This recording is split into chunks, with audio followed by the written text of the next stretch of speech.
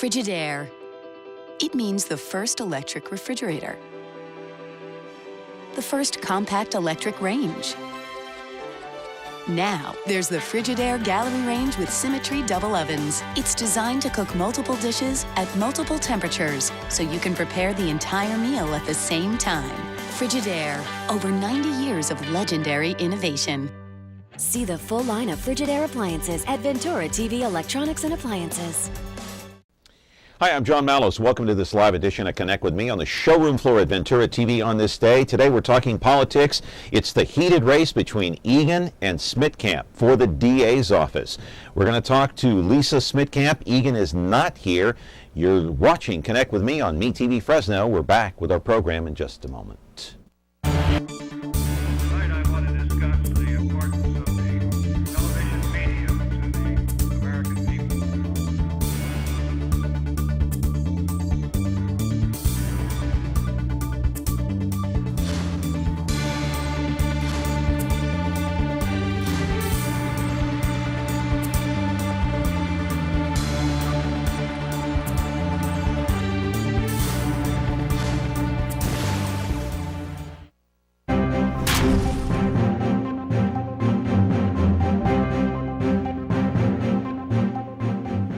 Glad to have you along here on this day talking politics, and it's probably one of the most heated races in Fresno County, if not the most heated race. It's the DA's race between the sitting current DA, the incumbent, Elizabeth Egan. Let's put her picture up on the screen. You can see Egan. She has been in office since 2002, so the better part of, 10, 12 years now she's been in office. I personally called her campaign manager, the one here in Fresno, who's the doctor, and Dave Gilliard Gilliard, I should say, in Sacramento, at least a dozen times, but got no response. So I'm assuming Egan did not want to come on and debate. In our studio today, live, is Lisa Smittcamp. She is the challenger. Now, Lisa spent the better part of, 10, 12 years inside the DA's office working alongside Elizabeth Egan. So she is here. Elizabeth Egan is not. Lisa Smittcamp will answer questions about the DA's race and why she wants to become the next Fresno County DA. Right here on Connect with Me on MeTV Fresno. We're back with our program in just a moment. Now, why don't you tell us the whole story right from the beginning? All right, from the beginning. This is the city, Los Angeles, California. My name's Friday. I carry a badge. Police officers. You any idea who the other man was? My partner's Bill Gannon. Program? We got just one big question. Yeah. When? Now on MeTV Fresno, Xfinity 187. Back here on the show, here on Connect with Me on Comcast Channel 187 and 43.6. Happy to welcome in Lisa Smittcamp. How are you? I'm well, thank you. So let's take that wide shot. There's the empty chair right there. Elizabeth Egan was supposed to be here. I contacted her office here at the DA's office probably 3 or 4 or 5 times. And then her campaign manager in Sacramento at least a dozen times, no response. What do you make of that? I just ask you that first of all. I can't answer for Mrs. Egan. I don't know why she wouldn't come. Yeah. Would you like to debate her? Absolutely. We are going to debate at the right. Lincoln Club event on April the 10th. That's next Thursday, of course. It is. Very early in the morning at Pardini's. So you're running for DA because? I'm running for DA, John, because the current state of the DA's office is that it's in a chaotic state of mismanagement. In what way? Well, we have lost 123 lawyers during Mrs. Egan's tenure as district attorney, and we have lost a lot of talent in the DA's office, and we do not have prepared, well-trained prosecutors in the office anymore. There is a lack of discretion for the prosecutors. There is a strong sense of it's a very hostile place to work right now, and why that equates to the public is that if we don't have well-trained prosecutors to go to court, when our law enforcement officers are out protecting us and arresting people and bringing them to the jail to be prosecuted, we have issues with jail overcrowding and things like that. And when we don't have prosecutors who are well trained and ready to do the work in court, it's a problem for public safety. The way I see it, Lisa, I'm an outsider. So the way I see it, if a person is running as an incumbent, they have a record that they can run on. That record can be attacked. What part of Elizabeth Egan's record can you attack right now? Well, I think we have to or at least question. All right, I think we have to look at trial statistics and conviction rates, okay?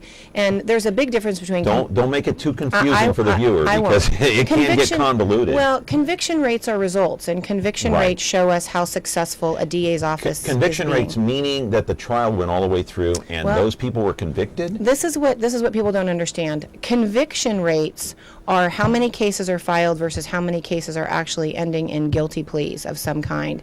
A very small percentage, in fact, only 1 to 2% of cases actually go to a jury trial or to trial, where you have a jury come in, or a court trial where Here the judge... in Fresno County, only 1 to 2% only go to trial. That's correct. And what Mrs. Egan focuses on is simply those cases that go to trial. When she talks about her conviction rates, she talks about only the trial conviction rates. But that is basically ignoring 98 or 99% of the cases that go through the system. So what happens to the 98 or 99% of the other cases? Well, those are the cases that we have to look at, and those are the cases where the conviction rates are well below the state average. Okay, which is what? What's the percentage? Well, where we are right now in Fresno County is we have depending on the fiscal year that you look at or the calendar year that you look at, we're at 56%, and the state average is in the 60s. We need to be up in the 70s. We need to be up in the high 70s. So within that 1 or 2% range, the ones that go to trial, what's the conviction rate there? Well, that's an issue that we have, because the statistics that we have from the courts are different from the in-house statistics that Mrs. Egan keeps. Her statistics show higher conviction rates at trial because of the way she calculates and the way she equates what a quote-unquote conviction is. What are your numbers and what are hers? Well, they're not my numbers, they're the court's numbers. Okay, what are the court's numbers? The courts are showing over the last year about in the mid-70s, low 70s conviction rate. Of the 1 or 2% that go to trial? That's correct, for the trial conviction rates. Egan is touting over a 90% conviction rate. And the reason that is that she counts a win if there is any conviction whatsoever. So let's just say there's 5 felonies charged in a case, and there is a not guilty finding on all the felonies, and say there's a lesser included misdemeanor counted that they come out with a guilty verdict on. Egan counts that as a win. The court counts that as a loss, because they are not convicted of what they're charged with. So the statistics are easily manipulated. And that's what she's doing to come to those numbers, which are significantly different than those of the courts. Those are not Lisa Sondergaard smittcamp statistics. Those are coming out of the Fresno County Superior Court. Yeah, and of the ones that do not go to trial, the 98% or whatever you're calling it, only 56% conviction rate? That was I believe that was for the 2011-2012 year. And we those got are the latest figures? Well, yes, and we got those from the Judicial Council of California out of Sacramento. And again, those statistics are reported to Sacramento from the Fresno County Court. Right. Okay, anything else about her record that you don't like? Well, I think the attrition rate is something that people don't really pay attention to, and they kind of tend to sort of push it to the side. But there is no business, no law firm, no sales force that can operate if people are constantly going out the door. So I think that that's something that the public really needs to start to pay attention to. You're talking about DAs that are leaving? Yes, we've lost 123 DAs during her tenure. That's a lot in 12 years. Yeah. That's a lot of people. And they're leaving because there's a hostile environment? Well, in the last 3 years, there's been a very stressful and hostile work environment in the DA's office. And there's a lot of micromanaging that is going on, and the lawyers have lost discretion. And I think the reason for that is twofold. It is the policy of Mrs. Egan to dictate what the lawyers do in court. What does she dictate them to do? Well, for instance, there's a policy that we don't dismiss cases that are serious and violent felonies. We take them to trial. And her philosophy is, and the philosophy of her administration is that, well, sometimes you have to lose trials. But actually, that's an unethical policy to have, because as prosecutors, we have an ethical obligation not to prosecute cases unless we know we can prove them beyond a reasonable doubt. And sometimes crimes happen and they can't be proved beyond a reasonable doubt. And that is why it's important to have prosecutors who are trained and who are experienced enough to understand when it's time to make a plea bargain, when it's time to go to trial, or when it's time possibly even not to file a case or to dismiss it if the evidence is not there. Okay, I'm just trying to give our viewers a sense so they know in their minds why they should vote for you instead of the incumbent. And the main reason would be conviction rates or her policies or both. I think it's a combination of all things. When I look at the systematic problems that are inside the DA's office, I take it down to one solid reason, and that is, and this isn't a slam on Mrs. Egan at all, it's just simply a fact. She became the district attorney after a very short period of being a deputy district attorney. She doesn't have the trial experience that the rest of us who have had our hands, I like to say, have your hands in the mud by being in court all those years. So because she has never prosecuted a rape case at trial, because she has never been on the homicide team, and she's never done serious or violent cases that I'm aware of. We've asked for her trial conviction. I've done a public records request to the county and also to the office, but they have not responded to that, to see exactly what she did as a prosecutor before she became the district attorney, is that I just think she's lacking that understanding of what it takes to make a case, what it takes to bring a case to trial or resolution. Because as we've stated, 98 or 99% of the cases don't actually go to jury trial. But being a prosecutor doesn't just mean being a trial attorney. You have to know when to take the opportunity to get a plea out of a defendant when you can, and to do the right thing and to be smart on crime. All right, got to take a break here on Connect with Me. Got to take a commercial timeout. I want you to take that camera. Take that camera. There's an empty seat right here. Elizabeth Egan was invited to this program. She's the current sitting DA. Lisa Smittcamp is here. She's the challenger running against her. We'll talk to Lisa more here on Connect with Me about her experience, about how to change the culture in the DA's office, and much more. You're watching us live on Comcast, channel 187. Back in a moment. When you're looking for KitchenAid innovation and quality, who has the answers, the selection, the price? Ventura TV Appliance. With billions in nationwide appliance buying power, more than Home Depot and Best Buy combined, we'll help you save. Our low prices on Energy Star qualified KitchenAid appliances save you energy and money, and pay no interest on select models when paid in full within 12 months. Ventura TV Appliance, serving you since 1951.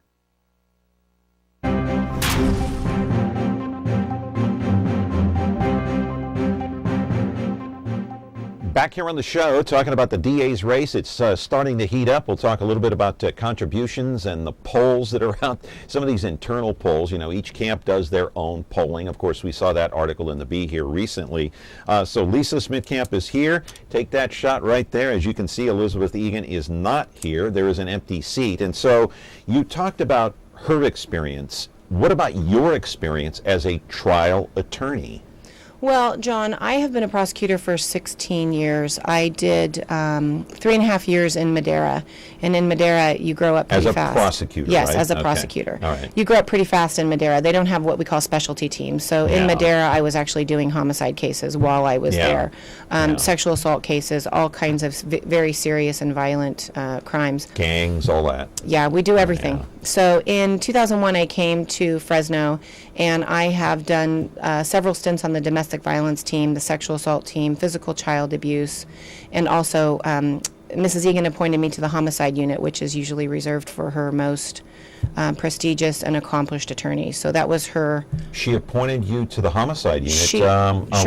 When? I did my time on homicide from 2008 to 2009. And I left the homicide unit when she asked me to supervise the domestic violence unit. And the reason she did that is because they were having, I had a lot of experience with domestic violence, and she contacted me and said, we're having some issues over there in that department, and we'd like you to go over there and train the young lawyers to do what you did while you were there. Yeah. And so that's what I did for about a year and a half.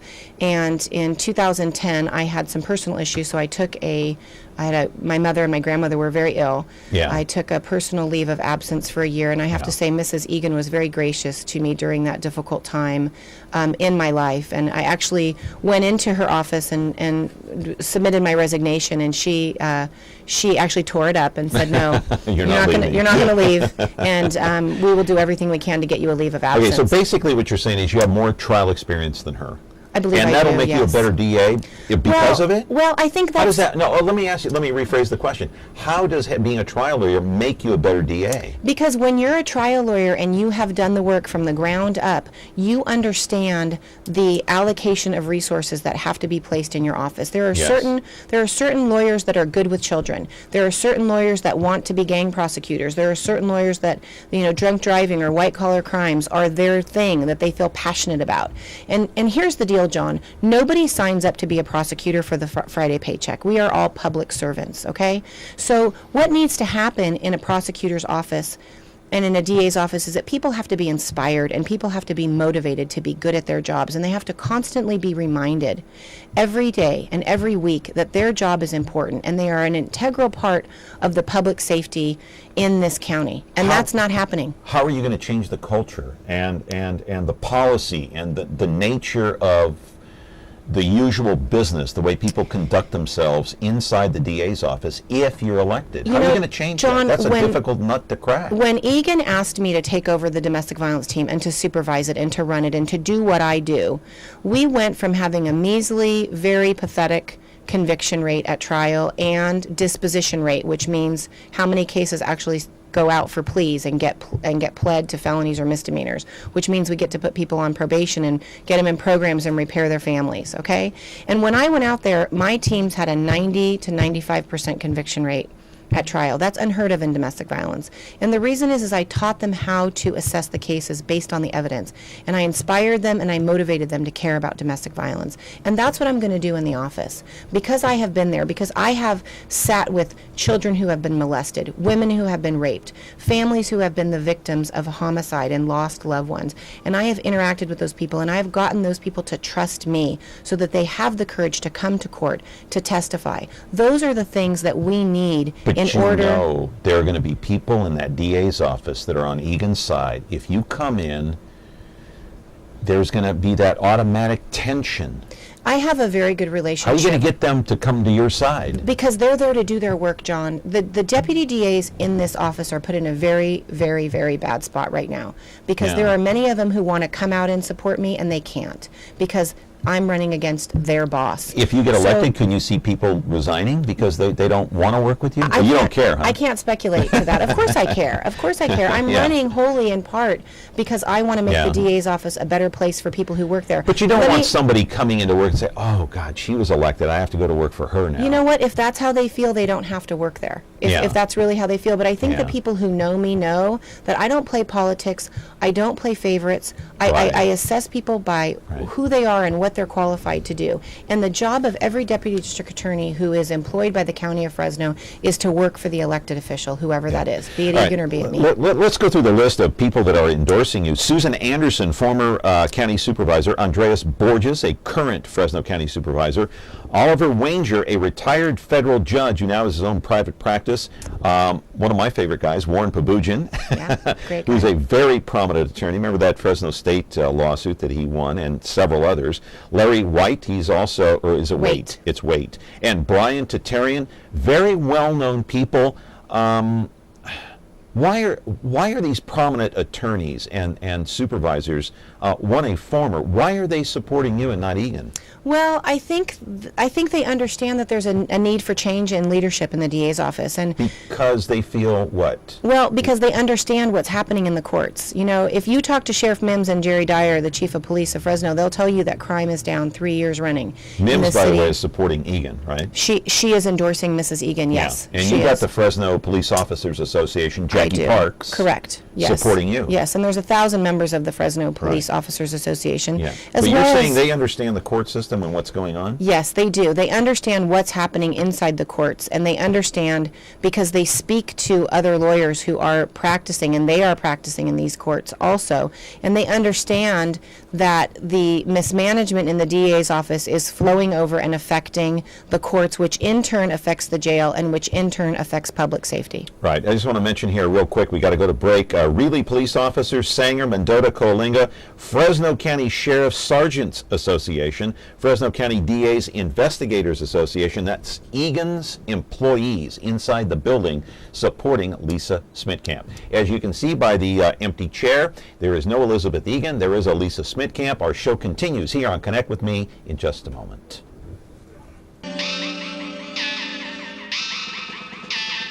Remember me? After practicing law, Raymond Berg fought crime. You have the right to an attorney. As a hard-boiled detective on wheels, Ain't it the truth? his name is Ironside. Perhaps you wouldn't mind saying it again. His name is Ironside. All right, now you've said it. Nothing slows him down. I want to see this one firsthand. Now on MeTV Fresno, Xfinity 187. Well, what are we waiting for? Back here on the program on Connect with Me on Comcast Channel 187, and I failed to mention that the Fresno firefighters are also supporting you, but quite a prominent list here. There's no question about it. You also had these people donate quite a bit of money. How much money in your campaign chest? Well, John, that fluctuates, every day because we spend Give me a money. round figure. Come on, Lisa. We have a substantial amount of money. I think we have about between $250,000 and $275,000 at present. Is that enough to get the job done, in your opinion, or do you need more? Well, we're continuing to raise money. We have an unbelievable, overwhelming, actually, amount of support coming in, both financially. We have people walking precincts for us. We have people calling us saying, hey, we want your sign in our yard in front of our business. Right. And so the community support has been overwhelming. So we're going to just keep continuing to do our best. Tough on crime. Obviously, your record speaks for itself, according to what you just told me. Jerry Dyer holding a news conference here recently, talking about, they're going to start making gang sweeps. They're tired of the crime in Fresno. They're going to start issuing search warrants. I'm sure you saw the news conference. Oh, absolutely. Okay. What do you make about what's going on here in Fresno in terms of crime? Well, is it out of control? We have a huge gang population here in Fresno, and I think that what happens with what people need to understand about gang violence is it kind of goes in waves sometimes. And the Fresno Sheriff's Department and the Fresno Police Department, as well as the other outlying agencies, do a fantastic job in combating this war because the gangs keep recruiting and they keep bringing younger and younger and younger members into it, and they're getting more sophisticated in their criminality. These gangsters are becoming businessmen. They run cars, drugs, women, young girls. They're trafficking young runaways, and so the battle is always getting harder. Mm-hmm. And the law enforcement agencies are doing a great job with their intel and their effectiveness. But with them getting stronger and stronger, it's always an uphill battle. And what we've seen recently is gang wars going on, and we've had all these shootings. I think there's been 30 in the last 28 days. Yeah. So it's always a tough battle. Okay. Don't get upset at me. You're not going to walk out of this interview, Oh, of course because I not. have to bring this up. I'm a prosecutor. That's what we do. We argue. Okay, you remember this article in the Fresno Bee. You probably do. were outraged, I'm sure, because you thought it was an attack on your family, right? It was an attack on my family. How It was so? a low, below-the-belt attack on my brother-in-law and Brandon my family. Smittcamp, Absolutely. because it brought up his criminal record, right? Right, it absolutely did, which had nothing to do with my involvement in the family business. Okay. And what was most despicable about this article and about this whole situation is that Elizabeth Egan lied. What did she lie about? What did she lie about? She lied about everything. She knew about me Give me applying. specific. ABC. Here's what she lied about. Well, first of all, when I was off on the leave of absence that she very graciously not only suggested but approved, my family came into the opportunity to have this restaurant. The first thing that I did... Northwest Fresno. It is. Okay, and it has to do with the liquor license that you absolutely held it for does.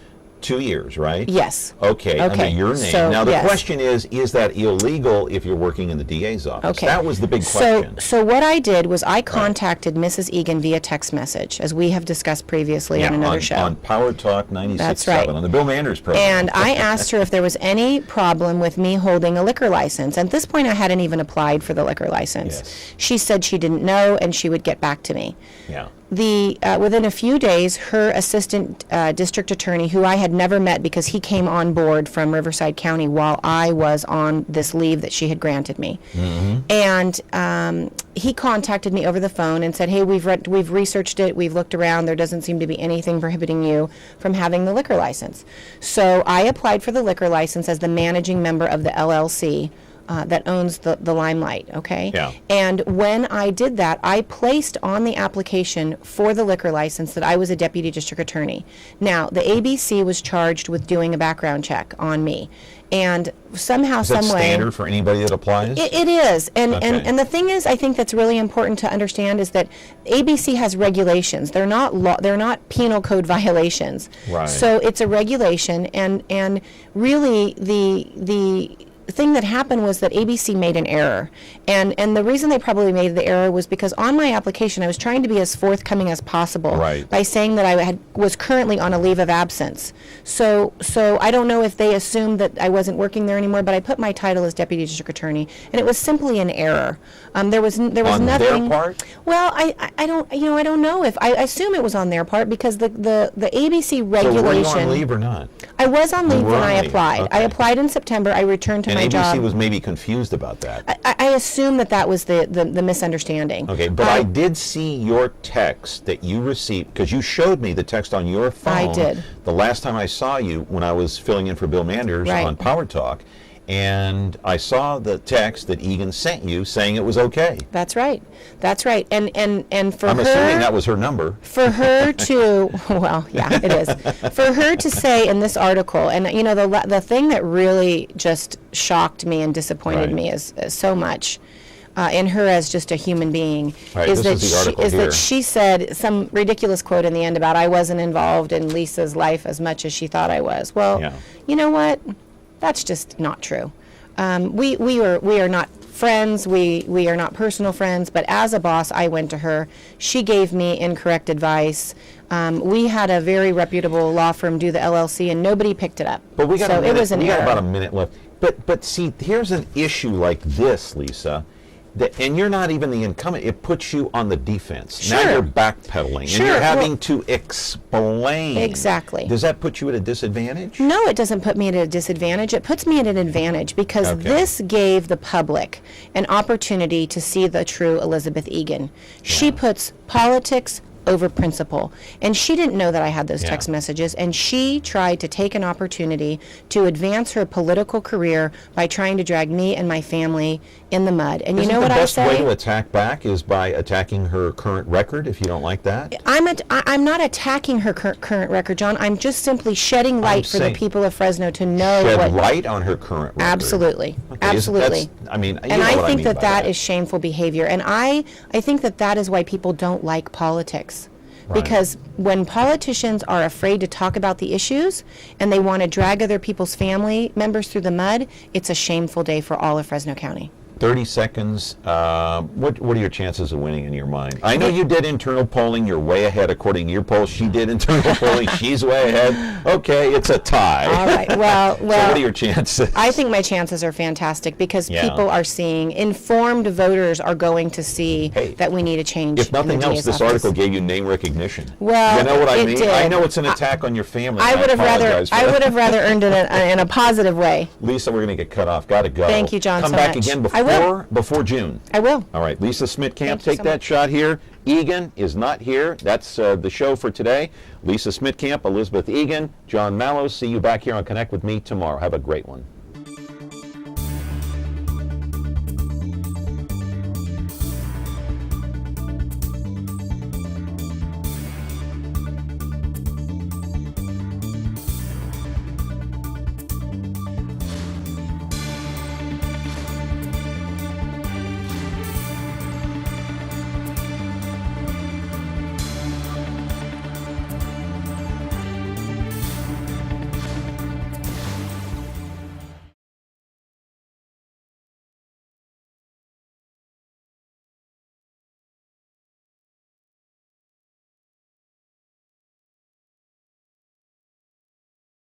Frigidaire. It means the first electric refrigerator, the first room air conditioner, the first compact electric range. It means a history of innovations that give you the best results and make your home life better. And now we introduce our latest innovation in cooking, the Frigidaire Gallery Range with Symmetry Double Ovens. It's designed to cook multiple dishes at multiple temperatures, so you can prepare the entire meal at the same time. And our latest innovation in cleaning, the Frigidaire Orbit Clean Dishwasher. Its unique wash arm gives you 4 times more water coverage for a consistently better clean. Frigidaire, over 90 years of legendary innovation. Do you like me? Just like me. Like MeTV Fresno on Facebook. Get the latest news, interact with others, watch videos, become a fan of me. Exclusively brought to you by Ventura TV.